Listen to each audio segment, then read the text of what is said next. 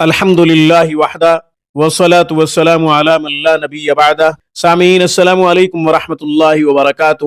سامعین، دو شخصوں کی وجہ سے معاشرے میں بگاڑ پیدا ہو رہا ہو، فساد بڑھ رہا ہو، یا پھر دو خاندانوں میں فساد بڑھ رہا ہو، ان دو شخصوں کو جدا کرنا بہت ضروری ہو جن کی وجہ سے فسادات پیدا ہو رہے ہیں یا معاشرے میں محلے میں بگاڑ پیدا ہو رہا ہے، تو پھر میں ایک خوبصورت قرآنی عمل بتا دیتا ہوں۔ اس عمل کے کرنے سے انشاءاللہ ان دونوں میں عداوت پیدا ہو جائے گی جن کی وجہ سے معاشرے میں بگاڑ پیدا ہو رہا ہے یا خاندان میں فساد پھیل رہا ہے، یا پھر وہ دو شخص آپس میں برائی میں مبتلا ہیں، ان کی وجہ سے برائی کو فروغ مل رہا ہے، بے حیائی عام ہو رہی ہے، ان کو کوئی روکنے والا نہیں ہے کیونکہ وہ طاقتور ہیں، یا تو پھر ان کے سامنے کوئی بات نہیں کر سکتا، یا کوئی بات کرتا بھی ہے تو ان پہ اثر نہیں ہوتا۔ تو یہ عمل کریں گے تو انشاءاللہ وہ دونوں جدا ہو جائیں گے۔ یاد رکھیں، یہ عمل ذاتی مفادات کی وجہ سے نہ کریں، جب شدید ضرورت محسوس ہو تو پھر یہ عمل کیا جائے۔ وہ عمل کون سا ہے، کس طرح کرنا ہے، اس کا طریقہ کیا ہونا چاہیے، آگے چل کے اس کی تفصیل بتاتا ہوں۔ ہمیشہ کی طرح درخواست کروں گا کہ آپ خود بھی قرآن کریم پڑھیں، اپنے بچوں کو بھی صحیح حروف کے ساتھ قرآن پڑھائیں۔ قرآن کریم کی ایک آیت مبارکہ کا پڑھنا 100 رکعت نفل پڑھنے سے زیادہ افضل ہے۔ علم کا ایک باب سیکھنا 1000 رکعت نفل پڑھنے سے زیادہ افضل ہے۔ اپنے بچوں کو قرآن کی خوب تعلیم دیجیے، یہ آپ کے لیے صدقہ جاریہ ہے۔ اپنے بچوں کی تعلیم و تربیت پہ خوب توجہ دیں، ان کے لیے وقت نکالیں۔ زندگی کا کچھ پتہ نہیں، نہ جانے زندگی کا کب اختتام ہو جائے۔ آن لائن کلاسز کے لیے، علاج معالجہ کے لیے آپ ہم سے رابطہ کر سکتے ہیں۔ ہفتے کے 7 دن 24 گھنٹے ہماری بہترین اور معیاری سروس سے آپ فائدہ اٹھا سکتے ہیں۔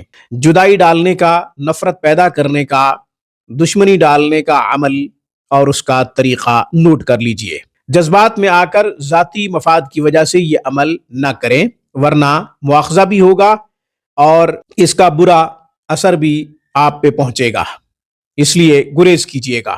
جذبات میں آ کے ذاتی وجوہات کی بنیاد پہ یہ عمل نہ کریں۔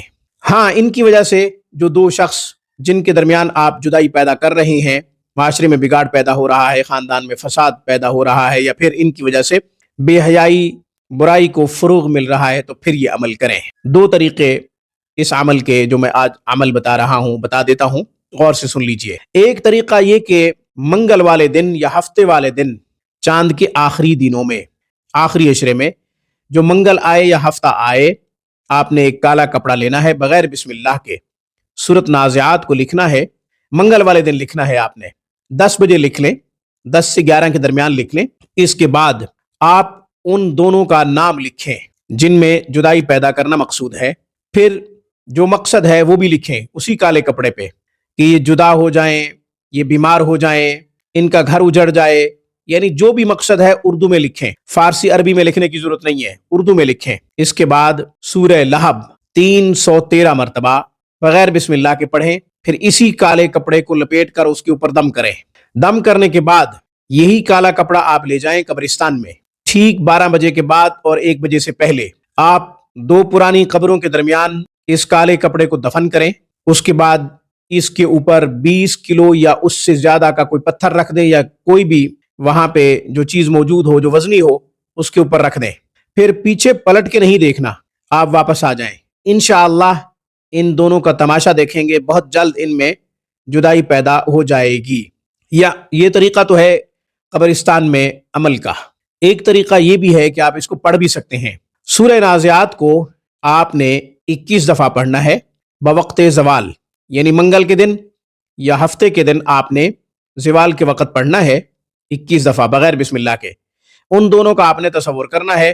اس کے بعد آپ نے یہ کہنا ہے کہ یہ برباد ہو جائیں، بیمار ہو جائیں، یا پھر ان کا گھر اجڑ جائے، جو بھی آپ مقصد رکھتے ہیں ان دونوں کو آپس میں جدا کرنے کے حوالے سے وہ مقصد سامنے رکھیں۔ انشاءاللہ پھر بھی جھگڑا پیدا ہو جائے گا۔ سورہ لہب اس کے بعد آپ صرف اور صرف 21 مرتبہ پڑھ لیں، یعنی سورہ نازعات کو بھی 21 دفعہ پڑھیں اور سورہ لہب بھی آخر میں آپ 21 دفعہ پڑھ لیں۔ یاد رکھیں، ناجائز کسی کے اوپر بھی یہ عمل نہ کیا جائے، دونوں کو جدا کرنے کے حوالے سے یہ عمل نہ کیا جائے، ورنہ مواخذہ بھی ہوگا اور اس کا برا اثر آپ کے اوپر بھی ہوگا۔ آج کی گفتگو میں بس اتنا ہی. اقول قولی ھذا واستغفر اللہ وآخر دعوانا ان الحمد للہ رب العالمین.